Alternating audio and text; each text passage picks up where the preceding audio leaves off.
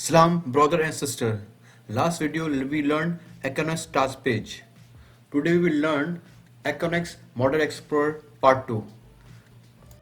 With Model Explorer, users with commissioning can easily upload it, share Revit and IFC file in the document register.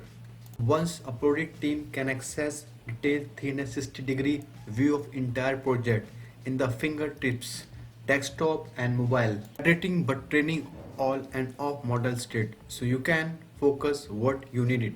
For example, the architecture object and the navigation tool align more perspective tools, orthogonal and walk through mode, and can use camera front, back, left, right, top, bottom and reset, and section tool allow to clear part of model to see inter object and focus particular area, and clicking object bring the properties such as dimension and location corner.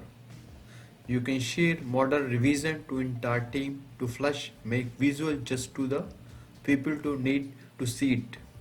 Even you can access model without go to site without driver and can discuss regarding object of the project in the office. So you see the overview, explore the capability of this power tool. Inshallah next video brother sister will see the document menu we learn.